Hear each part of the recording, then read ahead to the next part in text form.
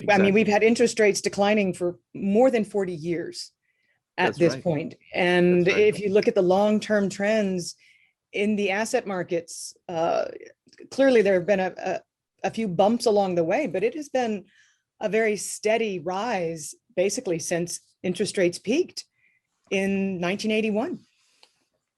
So, but Absolutely. and that's what I really want to get to is Yes. where do the parallels come about with the Yes. United States and Exactly. what's happening right now? Exactly. And you're right. It's been quite an amazing long asset bubble in the US. There was a bit of a blip 2008, 2009, but the US was the first to recover, and it's for the same reasons. And so we need to answer that question. So let me just outline the other two scenarios. So one is when banks lend for asset purchases, and that creates asset inflation, and that can go on for many, many years. As long, essentially, it's a big Ponzi scheme. It will continue as long as banks continue to create credit for asset purchases. That's the condition. The moment that stops, it's like this, children's game where you go around the room and you've got the chairs there, musical chairs, right? And while the music is on, they walk around, but you've taken away one or two chairs. They have to sit down when the music stops, and there aren't enough chairs. And it's exactly that. So, and bankers have used this metaphor essentially, when, who was it? One of the Chuck big, Prince. Chuck Chuck Prince Prince said, said, the music is playing, we're still dancing, right. the music is there, they're creating credit. We have to play the game, and it's rational, therefore, for everyone to stay in the game because you're earning money. But you also have to be aware the moment the music stops, it's going to be a rush for the door because there aren't enough seats, because asset prices will not rise anymore. And the latecomers, they're bought very expensively, and they need further capital gains just to, service and repay the loans. They won't get them. They will go bust. You have non-performing assets. And that then leads to this downward spiral where the banks then restrict lending further, which pushes down asset prices further, which creates more bankruptcies, more non-performing loans. This is, of course, what happened in Japan, but it's also what happened in many other countries. In Europe, we had the same situation in Ireland, Portugal, Spain, and Greece, for instance, in the 2000s. So the second one is when banks create credit for consumption. Now, that's the one that most people think of. Money creation, money printing, inflation. Turns out that's only one of three fundamental scenarios. And when we had the so-called Great Moderation in the US, there was a massive expansion in the money supply, but there was no inflation. There was no consumer price inflation. Why? Well, it was money creation, bank credit creation for asset purchases. It was the asset bubble. It wasn't really a moderation. It's just that's where you had your inflation, asset inflation. But it is true that when banks create credit for consumption, you will get consumer price inflation. That's something we need to talk about because 2020, 2021, this is, the mechanism is now in place for that to become quite prominent. Thirdly, though, there's a third scenario, and this is really the redeeming feature of the banking system. And it is why the US economy really, if you look back for 200 years, has been one of the strongest economies in the world, and why other countries that have also been very successful in the last 200 years, like Germany, and then the last 100 years, Japan, last 50 years, China, they've done the same, namely the following.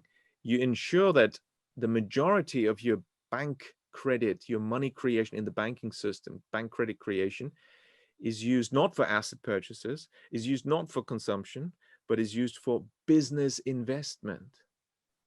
That's the golden rule of banking. If you ensure that most of bank credit creation, money creation, is used for business investment in productive investments that expand productivity, implement new technologies, increase goods and services, create new products that have value. Of course, there will always be failures, but overall, it's of a different kind from asset purchases, property and finance, or consumption, So as long as that's the majority of your money creation, is actually for business investment. And of course, the biggest employer in all these countries, also the US, are small firms. Small firms are the most important employer. It's around 70% of employment in the US, in the UK, and Japan, and Germany. Germany and Japan, actually, it's close to 80% even. Now, these small firms, they're always credit rationed and they need bank loans. They can't use, the stock market and so on. So they need bank lending. And if you have bank lending for productive purposes, ideally to small firms, you will get economic growth and no inflation. And that's quite a extraordinary insight, because we can have very high growth and no inflation. There's almost no limit to economic growth. Hang on, some people will say, hang on, aren't there limits to growth? Didn't the Club of Rome tell us, climate change and all that, we've got limits to growth? Well, not really, actually. There's a lot of misunderstandings. Clearly, we should all be careful to treat the environment well, and things like pollution and environmental degradation is bad. But growth as such is not the enemy. Because what is growth? Growth can't be the enemy, because growth is an accounting fiction. It's just an accounting fiction. There is no economic growth. Ask a physicist, tell me, what's economic growth? How is the economy growing? The physicist will tell you, no, there's no growth. We know that. The laws of thermodynamics, it's all the same. You're just transforming energy from one state to another, but there's no growth. That can't be growth. So we've created this accounting fiction by taking out certain statistical series, putting them together. We call it GDP, the national income accounts. And that's what we're monitoring. But GDP as such is not hurting the environment. It's not, it is bad activities that can hurt the environment. We should avoid those. That's fine. But it doesn't mean we have to have zero growth or negative growth.